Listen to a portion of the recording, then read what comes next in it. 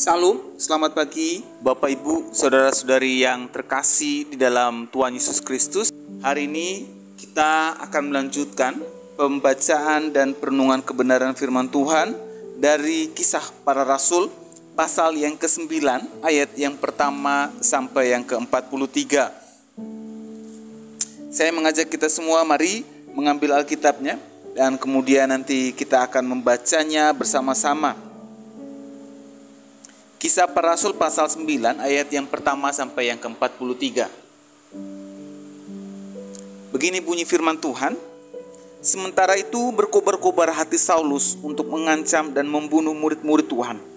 Ia menghadap imam besar dan meminta surat kuasa daripadanya untuk dibawa kepada majelis-majelis Yahudi di Damsyik, supaya jika ia menemukan laki-laki atau perempuan yang mengikuti jalan Tuhan, ia menangkap mereka dan membawa mereka ke Yerusalem. Dalam perjalanannya ke Damsyik, ketika ia sudah dekat kota itu, tiba-tiba cahaya memancar dari langit mengelilingi dia. Ia rebah ke tanah dan kedengaranlah olehnya suatu suara yang berkata kepadanya, "Saulus, Saulus, mengapakah engkau menganiaya aku?" Jawab Saulus, "Siapakah engkau, Tuhan?"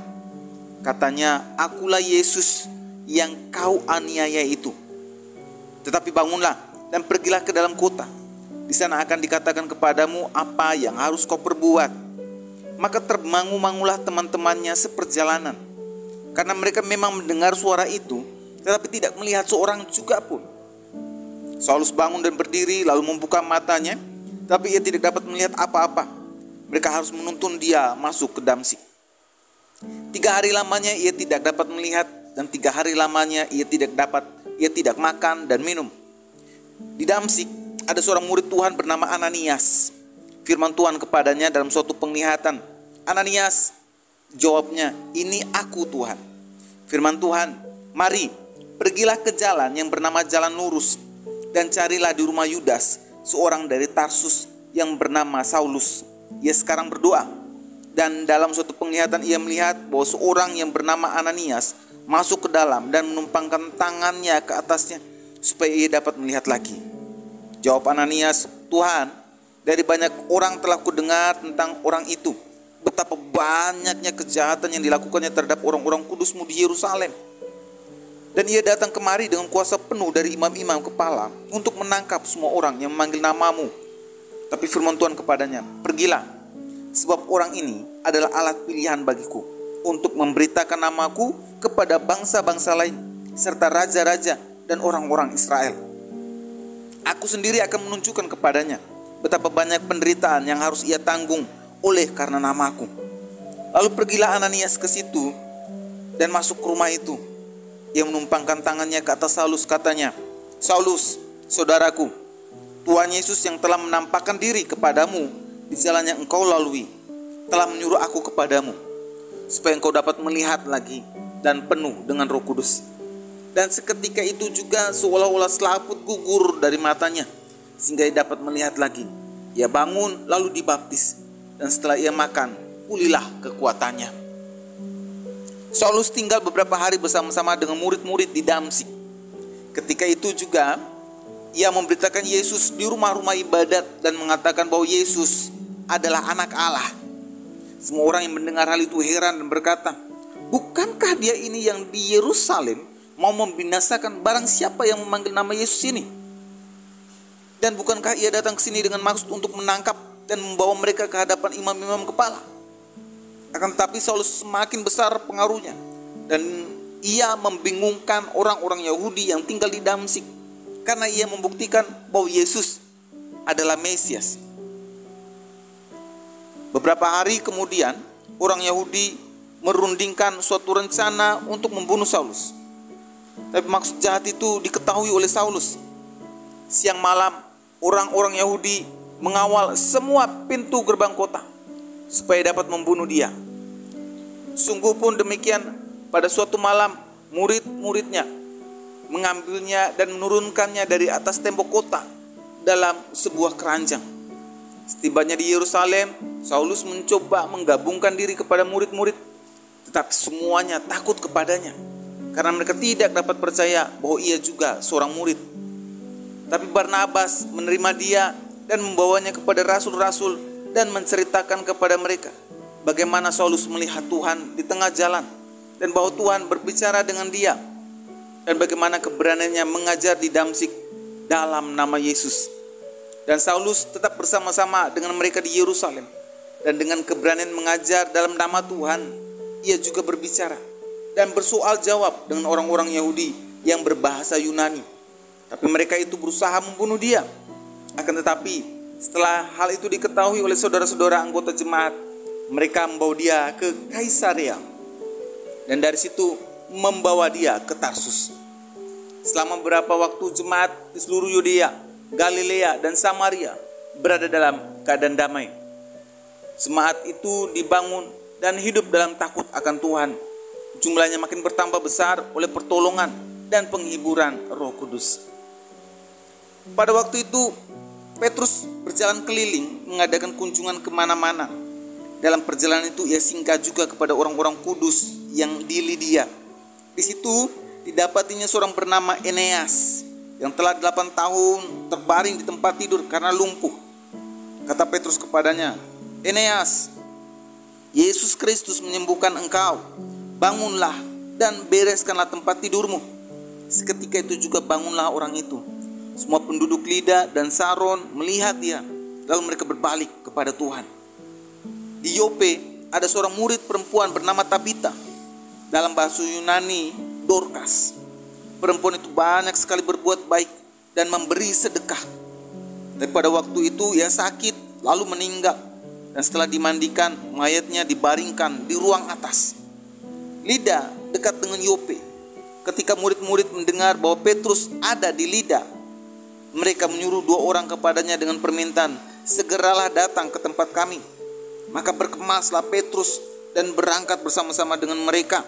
Setelah sampai di sana, ia dibawa ke ruang atas, dan semua janda datang berdiri dekatnya dan sambil menangis. Mereka menunjukkan kepadanya semua baju dan pakaian yang dibuat Dorcas waktu itu ia masih hidup. Tapi Petrus menyuruh mereka semua keluar, lalu ia berlutut dan berdoa. Kemudian ia berpaling ke mayat itu dan berkata, "Tabita, bangkitlah." Lalu Tabita membuka matanya, dan ketika melihat Petrus, ia bangun lalu duduk. Petrus memegang tangannya dan membantu dia berdiri. Kemudian ia memanggil orang-orang kudus beserta janda-janda, lalu menunjukkan kepada mereka bahwa perempuan itu hidup. Peristiwa itu tersiar di seluruh Yope, dan banyak orang menjadi percaya kepada Tuhan. Kemudian daripada itu, Petrus tinggal beberapa hari di Yope, di rumah seorang yang bernama Simon, seorang penyamak kulit. Bapak, Ibu, saudara-saudari yang terkasih di dalam Tuhan, renungan hari ini terambil dari Kisah Para Rasul, pasal yang ke-9, ayat yang pertama sampai yang ke-43. Namun hari ini kita tidak akan membahas keseluruhan tema dalam pasal 9. Hari ini kita akan coba sedikit merenungkan dalam Kisah Para Rasul, pasal 9, ayat yang pertama sampai yang ke-19 bagian A, tentang pertobatan seorang pembenci dan pembunuh jemaat Tuhan yang bernama Saulus. Bapak, Ibu, saudara-saudari yang terkasih di dalam Tuhan Yesus, hari ini kita akan belajar bersama-sama betapa hebatnya kasih Tuhan itu, betapa dalamnya kasih Yesus bagi setiap orang yang berdosa dan tak mampu diselami oleh pikiran manusia. Kita semua bisa membayangkan ada seorang penganiaya jemaat Tuhan yang terkenal kejahatannya, tidak dibinasakan Tuhan, namun diberi anugerah Tuhan untuk menjadi alatnya. Bagi manusia, bagaimana mungkin hal ini bisa terjadi? Hati yang penuh dengan rancangan kejahatan terhadap umat Tuhan bisa berubah, bisa berbalik 180 derajat. Ya, itulah keajaiban kasih Tuhan yang saya sendiri sangat meyakini bahwa kita semua mendapat kasih yang sama ketika kita berpaling dari dosa dan bertemu secara pribadi dengan Kristus. Lihatlah Bapak, Ibu, saudara-saudari yang terkasih di dalam Tuhan. Tuhan Yesus selalu aktif untuk menemukan kita di saat kita masih sangat-sangat suka dengan dosa dan bergantung dengan dosa. Tuhan Yesus selalu aktif untuk datang menemui kita saat kita dalam keadaan senang sekali dalam berbuat dosa dan menjauh dari Tuhan. Dari kisah Saulus hari ini, kita dapati bahwa tidak ada dosa yang terlalu buruk, tidak ada kejahatan yang terlalu jahat yang dapat menghalangi kita untuk menerima kasih karunia Kristus. Jika seperti Saulus kita mau bertobat, lihatlah hidup seorang Saulus. Ia seorang pembenci ulung, penganiaya jemaat Tuhan, pembunuh jemaat Tuhan. Namun Tuhan menemukan dirinya secara pribadi ketika lagi menyukai segala kejahatannya. Dan respon pribadi seorang Saulus yang mau menanggapi panggilan Tuhan, merubah cara hidupnya dan bertobat dari segala kejahatannya. Ini yang perlu kita contoh sebagai umat Tuhan di masa kini. Artinya dengan semua dosa, seburuk apapun kita hari ini, ketika kita mau mengambil keputusan untuk bertobat, sama seperti keputusan seorang Saulus, maka dia, Tuhan Yesus, yang memanggil kita dan bertemu dengan kita secara pribadi, yang akan memakai hidup kita menjadi alat pewarta kerajaannya. Dari Saulus hari ini kita dapat belajar bahwa Tuhan Yesus dapat memakai siapa saja, dapat memilih siapa saja dengan latar belakang apapun dirinya, baik maupun buruknya hidup orang tersebut.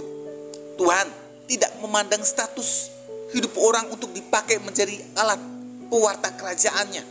Siapapun itu, Tuhan dapat mengubah hidupnya menjadi baru. Seburuk apapun hidupnya, Tuhan dapat mengubahnya.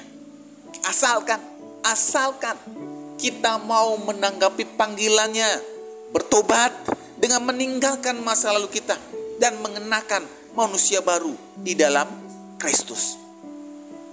Pertanyaan refleksinya bagi kita umat Tuhan yang hidup di masa kini, maukah kita meresponi panggilan Tuhan Yesus di dalam hidup kita untuk menerimanya sebagai Tuhan dan Juru Selamat hidup kita dan dipakai menjadi alat pewarta Injilnya?